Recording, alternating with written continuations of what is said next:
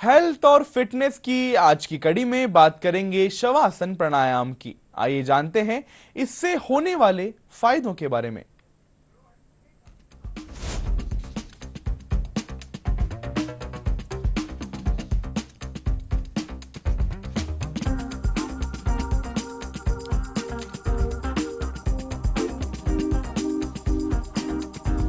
नमस्ते।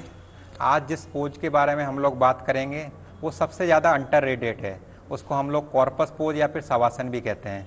आप देखिए, योग निद्रा का अभ्यास भी ज़्यादातर हम लोग शवासन की पोजीशन में करते हैं, लेकिन लोगों को इसकी बेसिक टेक्निक्स का अभ्यास करना ज़रूरी है। ये हम QRT या DRT मतलब क्विक रिलैक्सेशन थेरेपी में भी इसका उपयोग करते हैं शवासन में। इसमें हम योग निद्रा के ऊपर या फिर मेडिटेशन की अवस्था में भी जाने का अभ्यास कर सकते हैं जो लोग बिगिनर हैं। तो इस चीज़ में हम लोग ध्यान रखें, धीरे धीरे अपने हाथ का सहारा लेते हुए पीठ के बल अपने लेट जाएं और ध्यान रखें हमारी जो हथेलियां हैं वो ढीली छूटी हुई होंगी। हथेलियों का रुख है आसमान की ओर। हमारे जो दोनों पांव हैं, वो जो टोज हैं, वो भी आउटवर्ड रोटेटेड रहेंगे, वो भी बिल्कुल धीरे छूटे हुए। पूरे शरीर को बिल्कुल ढीला छोड़ दें। सारे अंग और प्रत्यंग शिथिल रहेंगे। आँखों को बंद करें। सिर्फ आने वाली श्वास और प्रश्वास के ऊपर ध्यान दें। ब्रेथ को ऑब्जर्व करें और सिर्फ श्वास और प्रश्वास के ऊपर ध्यान देने की कोशिश। जो डीप ब्रीदिंग या फिर योगिक ब्रीदिंग की हम लोगों ने बात करी थी, उसका अभ्यास करें। जब इनहेल करते हैं तो ध्यान रखें, इनहेल करके जब प्राणवायु शरीर के अंदर जाएगी तो एब्डोमेन एक्सपेंड करने का अभ्यास, और एक्सहेल करेंगे तो प्राणवायु शरीर से बाहर जाएगी, एब्डोमेन को कॉन्ट्रैक्ट करने का अभ्यास। तो एब्डोमेन का जो मूवमेंट है वो हमारा इनहेल और एक्सहेल के साथ होगा। अपने जो विचार हैं उनको श्वास के साथ ऑब्जर्व करना है, उनके साथ बहने का अभ्यास ना करें। हथेलियां जो हैं उनका रुख आसमान की ओर होगा। पाँव हमारे बिल्कुल ढीले छूटे हुए।